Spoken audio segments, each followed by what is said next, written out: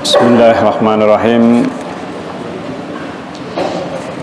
Alhamdulillah wassalatu wassalamu ala Rasulillah wa ala alihi wa sahbihi wa mawala wa ba'd. Jamaah sekalian yang dimuliakan oleh Allah Azza wa Jalla, kita lanjutkan pembahasan kitab Ushulus Sunnah karya Al-Imam Ahmad rahimahullah ta'ala. Dan kita sebelumnya telah membahas tentang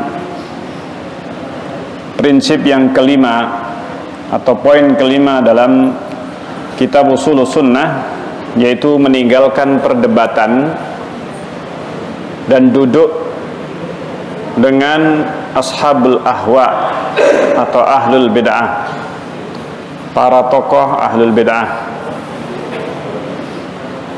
Dan kita telah membacakan beberapa asar, demikian juga dalil-dalil dari Al-Quran dan hadis Rasulullah Sallallahu Alaihi Wasallam, serta penukilan dari para salafus saleh tentang manhaj ahlu sunnah, para salafus saleh dalam masalah perdebatan dengan ahlul bid'ah, yang intinya para salafus saleh mereka menghindari, mereka meninggalkan perdebatan meskipun mereka yakin bisa memenangkan perdebatan tersebut dengan kuatnya hujjah. Akan tetapi tidaklah mereka melakukan perdebatan, melayani debat dengan ahlul bid'ah kecuali dalam kondisi yang terpaksa, seperti halnya ketika penguasa mengharuskan, memanggil dengan paksa, seperti halnya yang terjadi pada Imam Ahmad bin Hanbal dan beberapa ulama lain yang ketika itu berada di penjara dan kemudian diambil dari penjara dan dihadirkan di hadapan penguasa untuk berdebat dengan ahlul bid'ah, tokoh Mu'tazilah pada masa itu. Dan itulah yang terjadi, perdebatan yang dilakukan atau dihadapi oleh Imam Ahmad rahimahullah ta'ala. Maka terpaksa harus dihadapi yang seperti itu. Maka jika kondisinya sebagaimana yang terjadi pada Imam Ahmad bin Hanbal rahimahullah ta'ala, atau keadaan yang memaksa untuk menghadapi ahlul bid'ah, maslahat yang rajihah, maslahat yang rajih, dan orang yang harus menghadapinya adalah seorang yang memiliki kemapanan dalam ilmu dan di dalam menghadapi atau kemampuan menghadapi ahlul bid'ah, maka disitulah dilakukan. Yang mana pada asalnya tidaklah dimulai, ahlu sunnah tidak menantang perdebatan. Jadi pada prinsipnya ahlu sunnah tidak memulai atau menantang perdebatan dengan ahlul bid'ah, kecuali apabila penguasa menugaskan ahlu sunnah, seorang ulama, untuk menghadapi syubhat yang diajukan atau syubhat yang disebarkan oleh ahlul bid'ah, maka dipanggil. Dan para ulama mereka pada masa itu ketika ahlu sunnah berkuasa atau ahlu sunnah memiliki kekuatan, maka mereka yang menyimpang dipanggil dan kemudian ditegakkan hujjah kepada mereka, dihilangkan syubhat-syubhat yang ada pada kepala mereka. Nah, untuk bisa menghadapinya, maka didatangkan ulama ahlu sunnah yang ilmunya betul-betul mumpuni dan bisa menghadapi syubhat-syubhat yang dilontarkan oleh ahlul bid'ah. Maka ini yang dilakukan. Dan ini tidak dilakukan apabila tidak dalam kondisi terpaksa, secara terbuka. Karena dikhawatirkan syubhat yang disampaikan oleh ahlul bid'ah tersampaikan kepada kaum muslimin yang melihat dan menyaksikan, sementara jawaban atau perdebatan yang dilakukan oleh Ahlus Sunnah tidak bisa menjawab secara tuntas syubhat yang dilemparkan. Nah, ini yang harus dilakukan dengan hati-hati. Nah, disebutkan di sini masih dalam kaitannya dengan ahlul bid'ah dan duduk bersama ahlul bid'ah. Maka di sini harus kita ketahui beberapa ciri, tanda-tanda yang mana dengan tanda atau sifat karakter tersebut diketahui bahwa seseorang termasuk di antara ahlul bid'ah yang harus diwaspadai. Apa saja ciri khas ahlul bid'ah? Maka disebutkan di antara sifat-sifat yang harus kita ketahui sehingga kita bisa berhati-hati menghadapi orang yang memiliki ciri khas seperti ini. Ada beberapa ciri khas atau beberapa sifat karakter yang menunjukkan ini adalah seorang atau kelompok yang perlu diwaspadai, dihindari untuk duduk bersama mereka. Di antaranya yang pertama, ciri khasnya ahlul bid'ah adalah mencela, mendiskreditkan, menjatuhkan, termasuk membunuh karakter para ulama ahlul asar, para ulama ahlus sunnah. Ini yang dilakukan oleh mereka, membunuh karakter ahlus sunnah atau ulama ahlus sunnah, tokoh-tokoh ahlus sunnah, menjatuhkan Syekh Al-Albani misalnya, dibicarakan.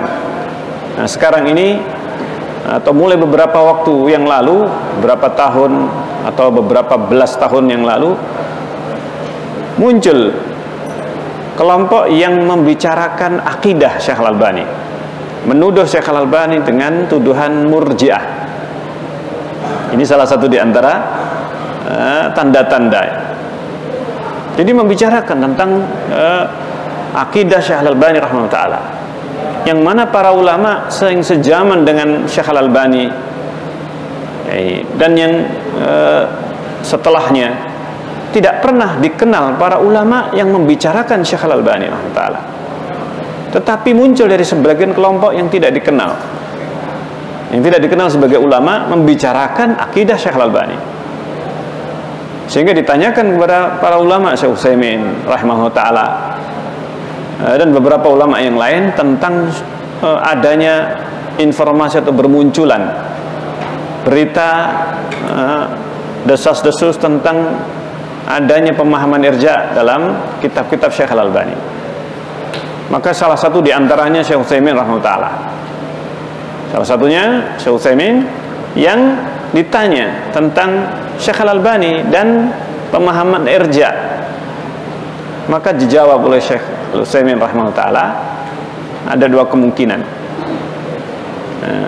Atau yang ketiga, yang pertama, dia tidak faham, orang yang jahil, yang tidak faham siapa Syekh Al-Albani dan apa itu murji'ah. Tidak faham murji'ah dan juga tidak kenal Syekh Al-Albani. Atau keduanya, tidak tahu apa murji'ah dan siapa Syekh Al-Albani rahimahullah ta'ala. Atau kemungkinan yang terburuk adalah orang yang memang ahlul bid'ah, bukan orang yang jahil, tetapi orang yang dia termasuk ahlul bid'ah, muncul dari tokoh-tokoh ahlul bid'ah. Ini kemungkinan yang terjadi. Nah, termasuk ini juga terjadi pada ulama sebelum Syekh Al-Albani ta'ala. Yang intinya, kaum murji'ah, mereka menuduh ahlu sunnah sebagai khawarij. Mereka menuduh ahlu sunnah, ulama ahlu sunnah sebagai khawarij. Sementara kaum khawarij menuduh ahlu sunnah, ulama ahlu sunnah, dengan julukan murji'ah. Ini salah satu cirinya. Kalau ada orang yang menuduh ulama ahlu sunnah dengan murji'ah, ini tanda-tanda ada pemikiran khawarij. Kebalikannya juga demikian. Kalau ada yang menuduh khawarij ahlu sunnah dituduh sebagai kaum Khawarij, maka ada tanda-tanda pemahaman irja, pemahaman murji'ah pada dirinya. Nih, subhanallah. Demikian yang disebutkan oleh para ulama. Nah, Abu Hatim Ar-Razi rahimahullah ta'ala, beliau mengatakan, alamatu ahlil bid'ah, tandanya ahlul bid'ah itu adalah al-waqi'atu fi ahlil asar, adalah mencela, membidik ini, pembicaraannya ini terhadap ahlul asar, terhadap ahlus sunnah. Jadi mereka membidik apa kira-kira yang bisa dikritisi, apa yang bisa dicela, ada celah apa yang mungkin untuk dimasuki, celaan terhadap ahlus sunnah. Seperti yang tadi disebutkan Syekh Al-Albani rahimahullah ta'ala, ini maka diambil perkataan Syekh Al-Albani atau sebagian perkataan Syekh Al-Albani rahimahullah ta'ala dan disematkan pemahaman irja, pemahaman murji'ah. Nah, termasuk mereka yang mengatakan tentang para ulama ahlus sunnah, ulama salafiyin, bahwa mereka ini khawarij terhadap ulama, terhadap duat, para da'i. Ini para da'i dianggap khawarij, dan juga hukam terhadap hukam mereka murji'ah. Jadi tuduhan kepada ulama ahlus sunnah kalau terhadap penguasa murji'ah, tapi kalau terhadap para da'i menjadi apa? Khawarij. Nah ini subhanallah, tuduhan yang sangat bertentangan antara dua perkara ini. Perkara orang itu dituduh murji'ah sekaligus dan sekaligus khawarij, yang menunjukkan ketidakfahamannya terhadap pemahaman apa itu khawarij dan apa itu murji'ah. Subhanallah. Nah ini disebutkan di antara tanda-tandanya. Salah satu ciri khasnya di sepanjang zaman, ini yang terjadi. Nah kemudian ciri yang pertama celaan terhadap ulama ahlus sunnah wal jamaah dan para pengikut ahlus sunnah. Yang kedua, permusuhan yang sengit terhadap ahlul hadis, terhadap ulama ahlul hadis, ulama ahlus sunnah. Sementara mereka diam terhadap penyimpangan ahlul bid'ah, sehingga mereka bisa bekerja sama. Sesama ahlul bid'ah mereka bisa bersatu. Tetapi ada kecualinya, kecuali dengan ahlus sunnah. Mereka bisa bersatu sesama ahlul bid'ah dengan berbagai bid'ahnya. Mereka bisa. Subhanallah. Ini sufi, tarekat sufiyah dengan sesama tarekat yang berbeda dengan kaum khawarij. Bisa jadi seorang itu khawarij sekaligus sufi tarekat, sekaligus sebagai mu'tazilah, sekaligus sebagai syiah. Atau mereka tidak ada masalah dengan syiah, bahkan melakukan pendekatan dengan syiah. Mereka menganggap bahwa perbedaan sunnah syiah tidak ada masalah, kecil perbedaannya. Tetapi mereka tidak bisa bersatu dengan ahlus sunnah sendiri. Mereka bisa bekerja sama dengan semua ahlul bid'ah, semua pemahaman-pemahaman yang sesat, kecuali dengan ulama ahlus sunnah. Subhanallah. Ini yang terjadi secara nyata hingga sampai sekarang ini. Nah, disebutkan di antara penukilan para salaf, disebutkan dalam hadis Rasulullah SAW, di antara sifat yang disebutkan Rasulullah SAW tentang kaum khawarij, di sini sifatnya kaum khawarij disebutkan Rasulullah, yaqtuluna ahlal Islam. Mereka kaum khawarij, mereka memerangi ahlul Islam, kaum muslimin. Mereka siap membunuh, membantai kaum muslimin, ahlu sunnah. Ini mereka siap melakukan hal itu, dan ini yang terjadi sampai saat ini. Ketika berkuasa, maka mereka tidak segan-segan untuk untuk menyiksa, untuk memaksa dan bahkan memerangi, membunuh ahlu sunnah wal jamaah. Sementara mereka membiarkan selain ahlu sunnah wal jamaah, bahkan kaum kufar sekalipun, kaum kufar mereka biarkan. Ini yang terjadi. Wa yada'una ahlal awsan, dan ini sifat yang disebutkan Rasulullah SAW. Ini dengan jelas, dan hingga sampai nanti hari kiamat, ini sifat yang disebutkan Rasulullah, dan Rasulullah tidak mungkin berdusta, tidak mungkin salah Rasulullah SAW ketika mensifati mereka. Subhanallah. Nah, ini yang terjadi sampai saat ini, hingga saat ini betul-betul sesuai dengan yang disabdakan Rasulullah SAW.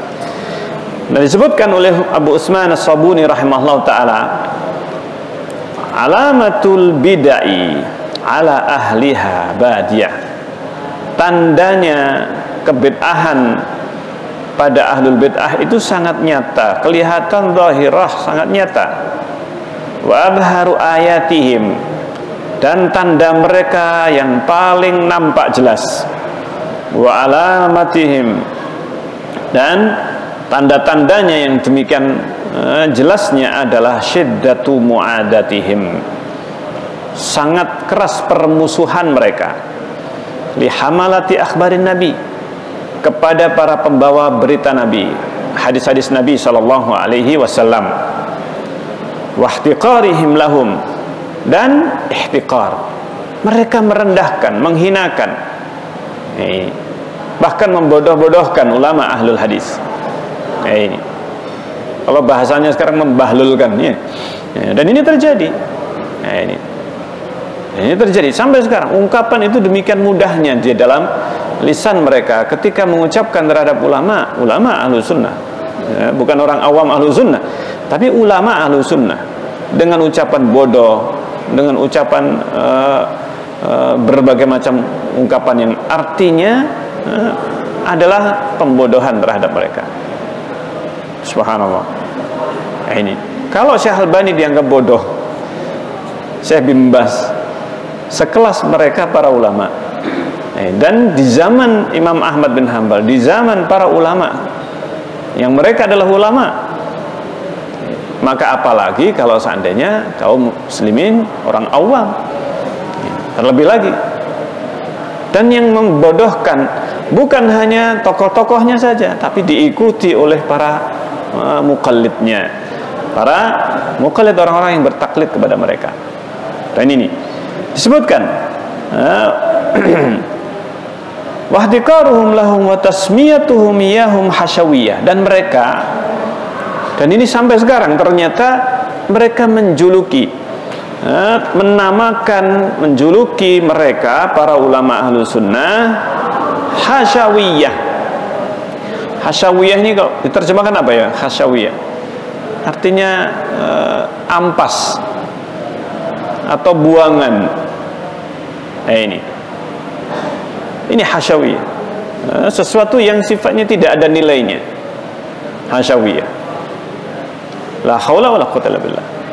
Ini diantara sifat yang disebutkan. Jahala, jahil, zahiriyah. Nah, tuduhan dianggap ulama ahlu sunnah adalah zahiriyah, zahiriyah yang hanya berpegang kepada zahir satu ayat atau dalil hadis. Musyabbihah, mereka menuduh ahlu sunnah dengan musyabbihah karena menetapkan sifat, maka dituduh ini adalah kaum musyabbihah. Ini mujassimah. Nah, ini istilahnya sekarang apa? Yang banyak kita dengar sekarang ini, musyabbihah dengan mujassimah.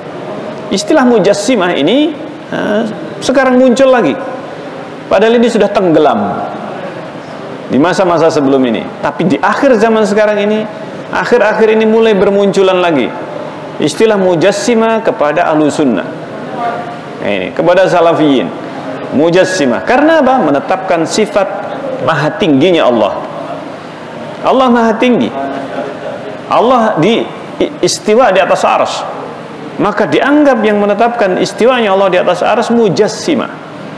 Dianggap yang menetapkan Allah Subhanahu wa taala memiliki sifat ulu, sifat berbicara, sifat menetapkan tangan, menetapkan mata, bagi Allah Azza wa Jalla yang sudah ditetapkan di dalam Al-Quran dan Sunnah. Dalam hadis Rasulullah SAW dianggap ahlu sunnah yang menetapkan sifat Allah ini sifat dzatiyah, sifat yang berkaitan dengan zat Allah. Ini seperti halnya tangan, ini kemudian mata. Maka ketika Allah menyebutkan sifat mata, sifat tangan, dan ahlu sunnah menetapkan sifat tersebut secara hakiki yang sesuai dengan kemahaagungan Allah, maka dianggap ini sebagai tajsim, menyamakan Allah dengan makhluk. Nah, mereka mengingkari makna tangan adalah kekuasaan, makna mata adalah apa?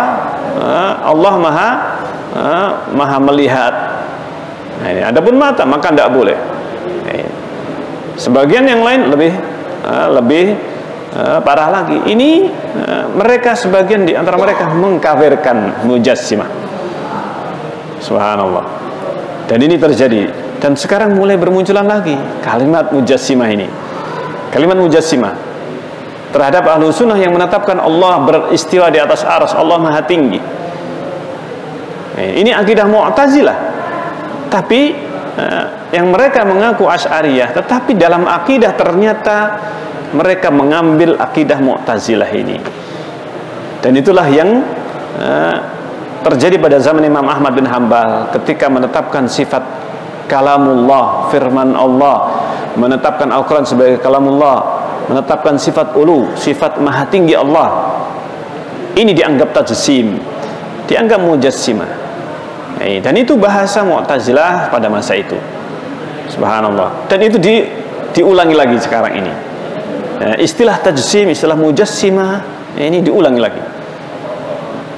Nah, ini salah satu di antara cirinya. Disebutkan bahwa mereka musyabbiha i'tiqadan minhum fi akhbari Rasulillah, dan itu sebagai keyakinan mereka terhadap berita Rasulullah SAW, annaha bima'zilin anil ilm, bahwa hal itu adalah tidak sesuai, jauh dari ilmu, dan bahwa ilmu wa annal ilma ma yulqihi syaitanu ilaihim, dan bahwa yang dimaksudkan sesungguhnya dengan ilmu adalah min nataiji uqulihimul fasidah, adalah sesungguhnya yang dibisikkan oleh syaitan kepada mereka hasil dari akal mereka yang rusak, hasil dari buah pemikiran akal mereka yang rusak. Wasawisi sudurihimul mudlimah, dan was-was dari hati mereka yang gelap. Dan ini karena adalah merupakan bisikan dari syaitan. Wa hawajisi qulubihim, dan bisikan hati mereka yang khaliyah minal khair, yang kosong dari kebaikan. Wa hujajihimul atilah, dan hujah-hujah yang tidak ada manfaatnya, yang batil. Ulaikal ladzina la'anahumullah, mereka lah yang dilaknat oleh Allah Azza wa Jalla. Ini yang dikatakan oleh Abu Utsman As-Sabuni yang wafat pada tahun 449 Hijriah. Salah satu di antara ulama Ahlus Sunnah wal Jamaah pada masa itu. Subhanallah. Ini yang disebutkan dan dinukil dari kitab Aqidah Ashabul Hadis. Ini ciri yang kedua, permusuhan yang demikian sengit terhadap ahlu sunnah. Ini apalagi sekarang, ini julukan Wahabi, ini yang populer, maka ini akan disematkan dan diperangi dan dimusuhi. Kalau ada kajian maka ini harus dibubarkan, di demo dan seterusnya. Ini yang terjadi sampai sekarang ini. Nah, Imam Al-Hakim meriwayatkan dengan sanad yang sahih dari Ahmad Ibn Sinan Al-Qattan. Dia mengatakan, laisa fid dunya mubtadi', tidak ada di dunia ini mubtadi' ahlul bid'ah illa huwa yubghidu ahlul hadis, melainkan dia akan membenci ahlul hadis. Tidak ada ahlul bid'ah di dunia ini seorang pun kecuali dia membenci ahlul hadis. Dia memendam kebencian meskipun tersembunyi. Ini salah satu cirinya.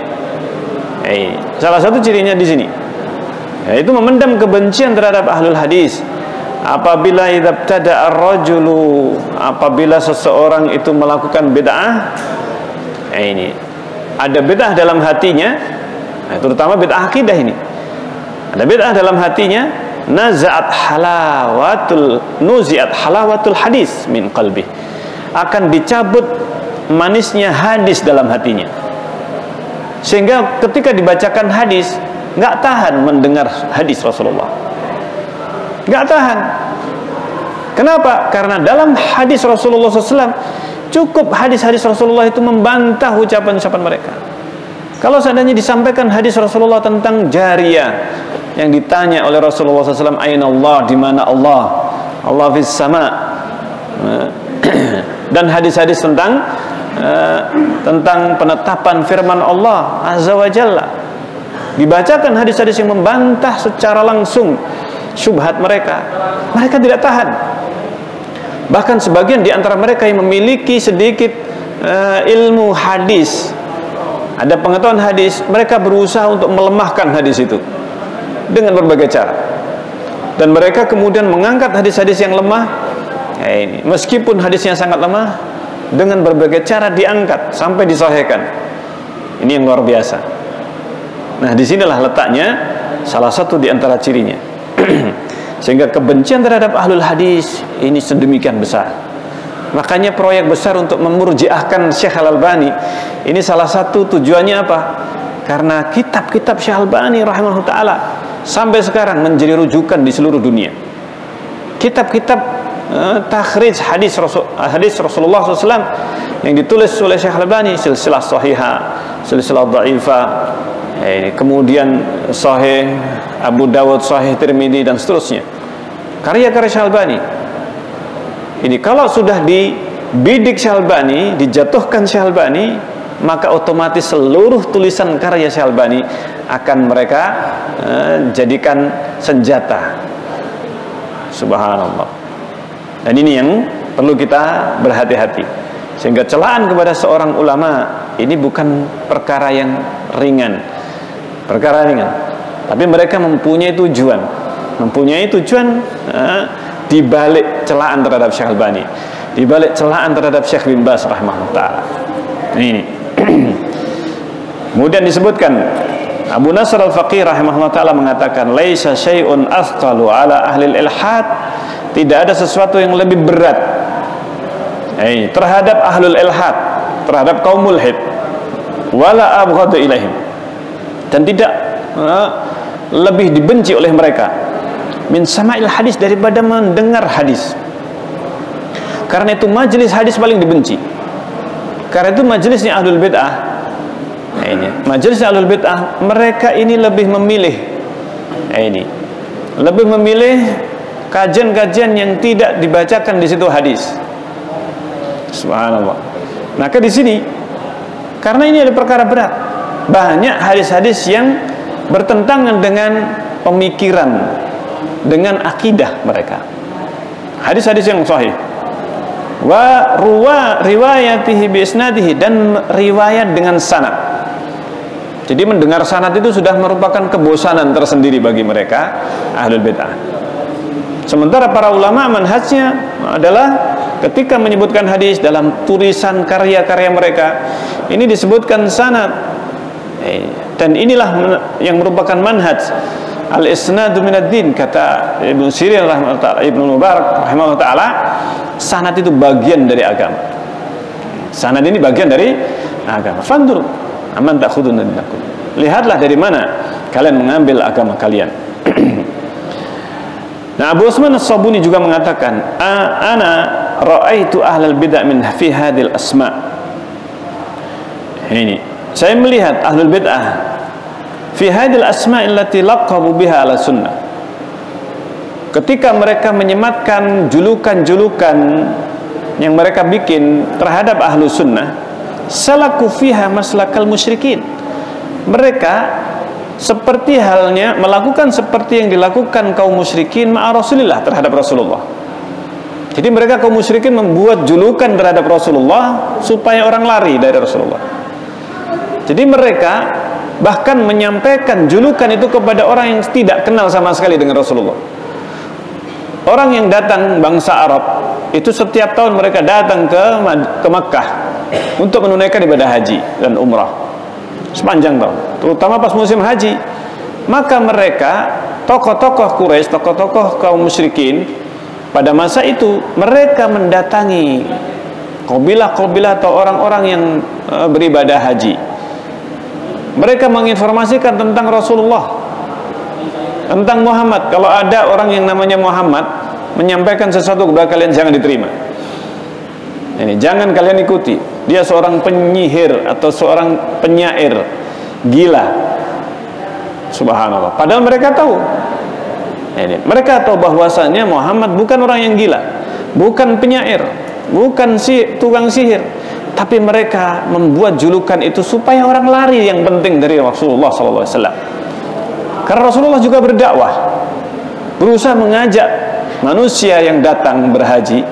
Itu kesempatan Rasulullah untuk berdakwah. Mereka dijamu oleh Rasulullah, dan Rasulullah menyiapkan makanan untuk diberikan kepada tamu, diundang dan didakwai oleh Rasulullah, sehingga harta Rasulullah itu dihabiskan, terutama pada musim haji, untuk mengundang mereka.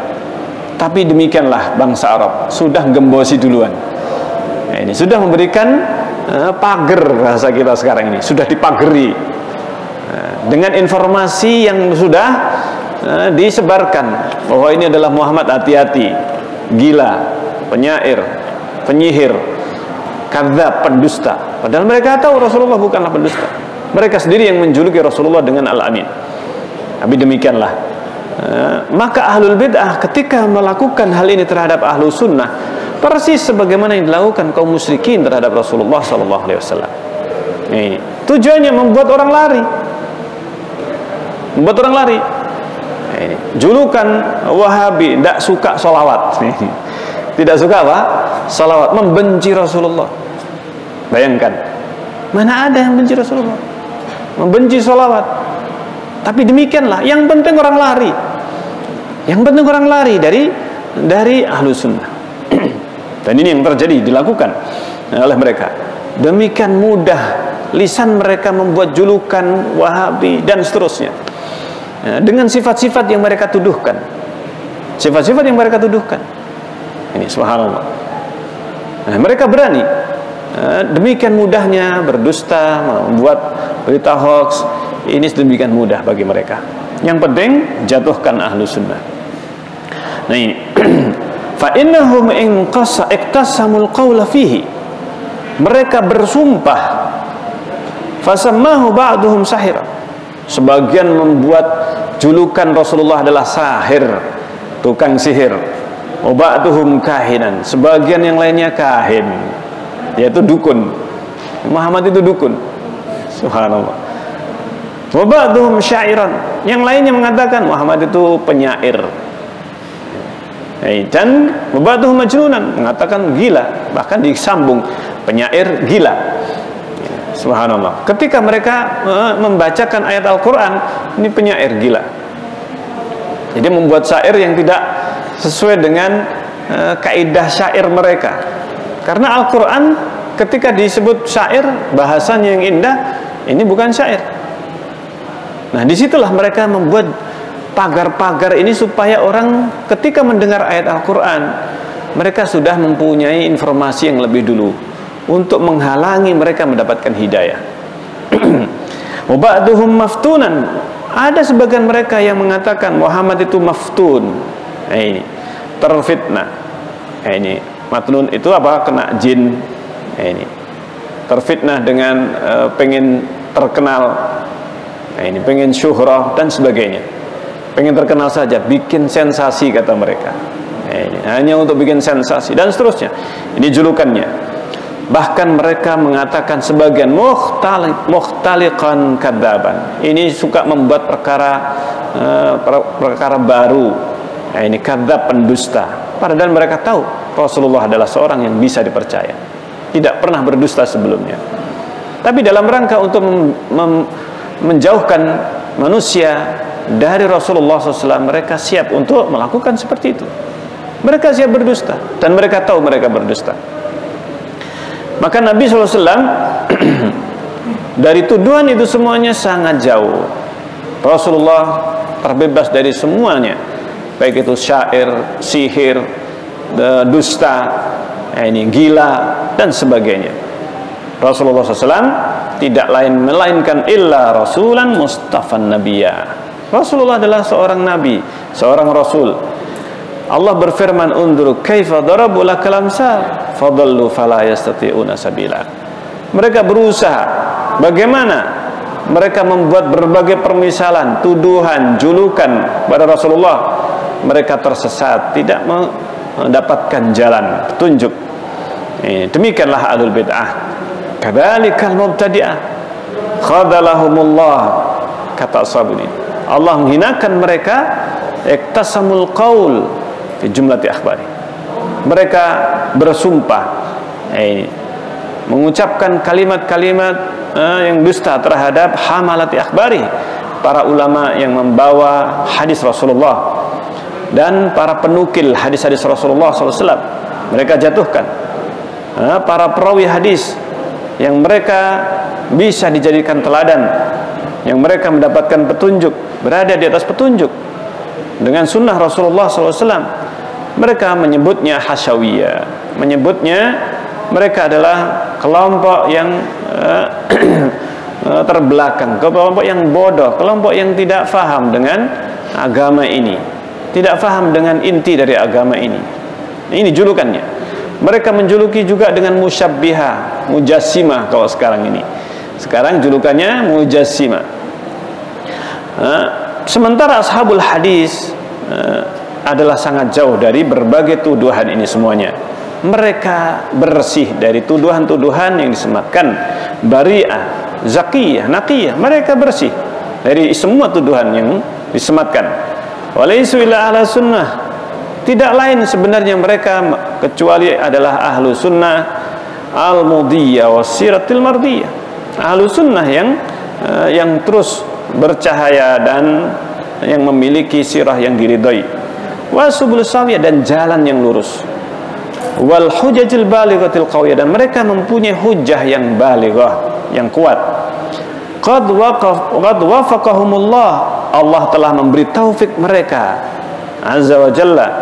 Allah azza wa jalla littiba'i kitabihi, memberi taufik hidayah agar mereka mengikuti kitabnya, wahyihi dan wahyunya, wa khitabihi dan firman Allah, wal iktida dan meneladani bi rasulihi sallallahu alaihi wasallam, meneladani rasulnya, fi akhbarihi pada beritanya, wa anahum ala tamassuk, dan Allah yang menolong mereka untuk berpegang teguh bisiratihi dengan sirah Rasulullah SAW, wal ihtida bimulazamati sunnatihi, dan meneladani, mengambil petunjuk dengan senantiasa berpegang pada sunnahnya, wa syaraha sudurahum, dan Allah lah yang melapangkan hati mereka, limahabbatihi, untuk mencintainya, wa mahabbati a'immati syariatihi, dan mencintai para pemimpin, imam-imam di dalam syariatnya, wa ulama ummati, ulama umatnya,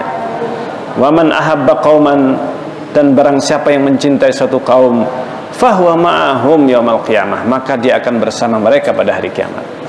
Ini yang disebutkan oleh Abu Utsman As-Sabuni rahimahullahu taala dalam kitabnya Aqidah, Mukhtasar Aqidah Ashabil Hadis. Nah, ini salah satu di antara kitab yang di dalamnya pujian terhadap ahlul hadis secara keseluruhan, karena mereka lah sesungguhnya yang dimaksudkan di dalam hadis-hadis Rasulullah SAW, yaitu ahlus sunnah wal jamaah. Nah, inilah yang disebutkan cirinya ahlul bid'ah membenci ahlul hadis, membenci ahlus sunnah, dan memusuhi, permusuhan yang sangat keras terhadap mereka. Ini dan yang ketiga adalah mereka ahlul bid'ah menggunakan kekuasaan. Mereka mengambil kesempatan untuk mendekati penguasa, memanfaatkan penguasa dan kekuasaannya, sehingga mereka berusaha mendekatinya. Penguasa ini berusaha mereka dekati untuk apa? Untuk menghantam, menghancurkan ahlus sunnah. Dan ini yang terjadi. Jika perlu musuh-musuh Allah azza wa jalla, kaum kufar, mereka memanfaatkan dijadikan para ahlul bid'ah ini sebagai penguasa. Subhanallah, dijadikan sebagai penguasa. Karena mereka ketika berkuasa, ahlul bid'ah, mereka tidak segan-segan untuk membasmi ahlus sunnah. Dan ini sudah banyak terjadi. Ini hingga zaman sekarang ini. Disebutkan karena kelemahan hujjah ahlul bid'ah. Karena lemahnya hujjah ahlul bid'ah, kalau seandainya mereka berhadapan dengan ahlus sunnah secara langsung, mereka tidak bisa, hujah-hujahnya tidak akan mampu mengalahkan hujah ahlus sunnah. Karena itu, kalau mereka hanya berbekal dengan hujah mereka saja, seandainya satu lawan satu, maksudnya dengan ahlus sunnah tanpa ada penguasa, ini, maka mereka tidak bisa menghadapi ahlus sunnah, hujah ahlus sunnah. Seandainya mereka menghadapi langsung ahlus sunnah wal jamaah, sehingga sangat lemah madhab mereka, hujah-hujah dalam madhab mereka, sehingga mereka tidak memiliki hujah di dalam membela, mempertahankan akidah mereka yang batilah. Maka mereka untuk menolong, untuk mengangkat kebid'ahan mereka, mengangkat dakwah mereka, maka mereka pun menggunakan kekuasaan, mendekati penguasa, dan kemudian mempengaruhinya, memfitnah ahlus sunnah, sehingga kemudian memenjarakan, sebagaimana yang terjadi di masa Imam Ahmad bin Hanbal rahimahullah ta'ala. Mu'tazilah, tokoh Mu'tazilah, mereka mendekati penguasa sampai akhirnya penguasa terpengaruh, hingga kemudian ahlu sunnah, para ulamanya dipanggil, dipaksakan untuk berakidah Mu'tazilah ini. Pada saat itu Mu'tazilah berada di atas angin dalam tanda petik. Ini pada saat itu, karena apa? Berhasil mendekati penguasa sampai beberapa periode, 3 periode mereka berhasil mempengaruhi penguasa ini. Nah, itulah yang terjadi. Karena apa? Karena dengan adanya penguasa mereka bisa memaksakan ini dan membuat ketakutan. Mereka menakut-nakuti, melakukan pressing, pressure terhadap ahlu sunnah ini tadi. Nah, karena ada kekhawatiran atau ada ketakutan terhadap penguasa, maka mereka bisa melakukan apapun yang dikehendaki, dipenjara, dipukul, dibunuh. Penguasa melakukan itu semuanya dengan terang-terangan, dan itu bisa dilakukan dengan pengaruh ini tadi, pengaruh pemikiran yang ditanamkan kepada para penguasa tersebut. Nah, ini yang terjadi. Sebagaimana Bishr al-Marisi. Bishr al-Marisi ini yang memfitnah di masa Imam Ahmad bin Hanbal, yang memiliki kedengkian terhadap Imam Ahmad. Bishr al-Marisi mendekati Al-Ma'mun hingga berhasil dengan kemampuan Bishr al-Marisi ini. Maka akhirnya Al-Ma'mun pun terkena syubhatnya, hingga akhirnya memenjarakan Imam Ahmad dan para ulama yang lainnya. Bahkan sebagian disiksa, sebagian bahkan sampai ada yang dibunuh. Kemudian diteruskan, yaitu Ahmad bin Abi Du'ad. Ahmad bin Abi Du'ad meneruskan Bishr al-Marisi, subhanallah, pada masa kekhilafahan Al-Wathiq. Jadi diteruskan Ibn Abi Du'ad. Jadi Imam Ahmad harus menghadapi beberapa tokoh Mu'tazilah. Yang pertama kali Bishr al-Marisi, kemudian yang kedua Ibn Abi Du'ad di masa Al-Wathiq billah. Kemudian mereka, Ibn Abi Du'ad setelahnya menjadikan rambu-rambu ataukah aturan akidah kepada kaum muslimin pada masa itu. Beberapa aturan madhab yang harus diyakini. Contohnya Al-Quran adalah makhluk. Ini harus ditanamkan. Mereka menanamkan ini di madrasah-madrasah. Mereka memaksakan para ulama untuk mengajarkan hal ini. Subhanallah.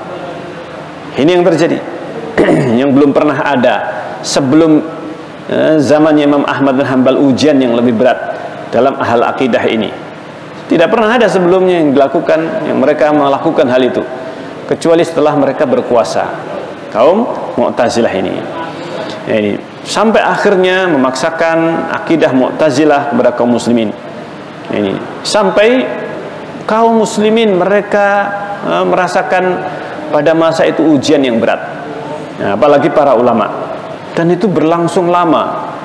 Subhanallah, berlangsung lama, dari mulai Imam Ahmad bin Hanbal rahimahullah ta'ala sampai 3 periode kekuasaan Al-Ma'mun, kemudian diteruskan oleh Al-Wasik. Alhamdulillah.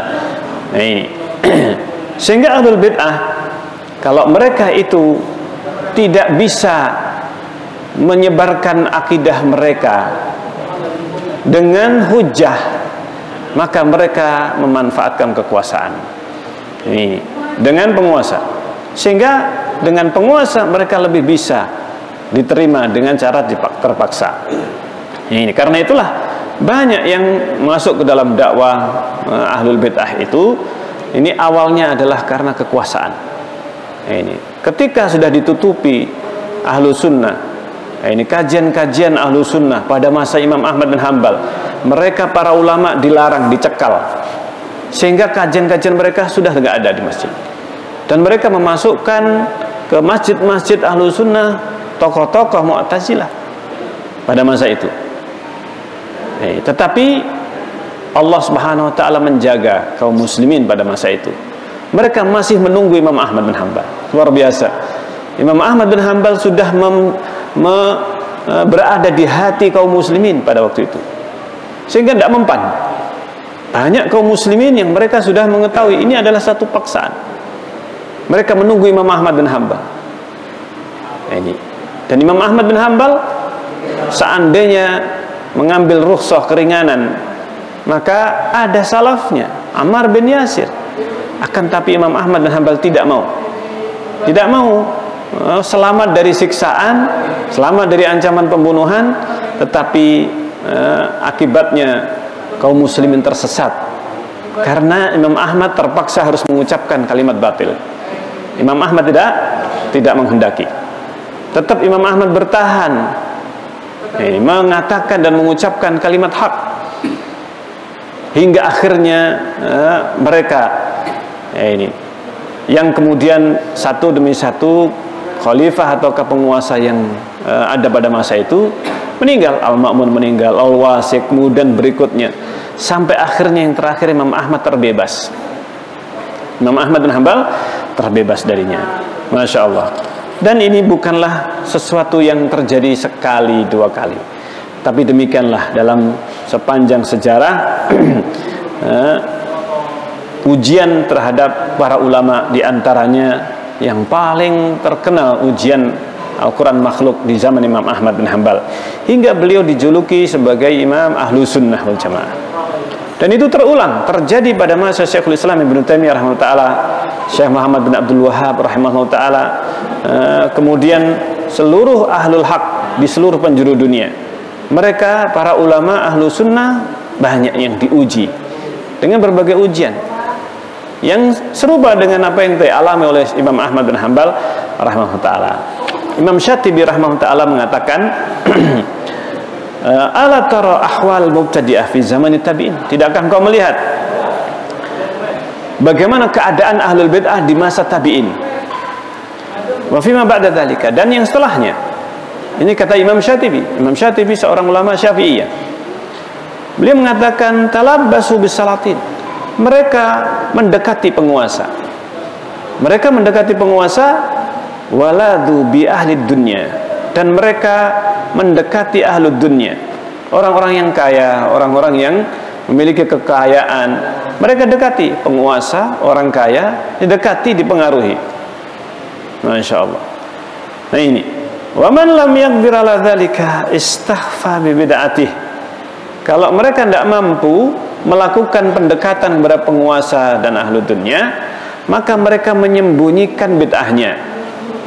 Mereka sembunyi dengan bid'ahnya, tidak menampakkan, hingga mereka mempunyai kesempatan.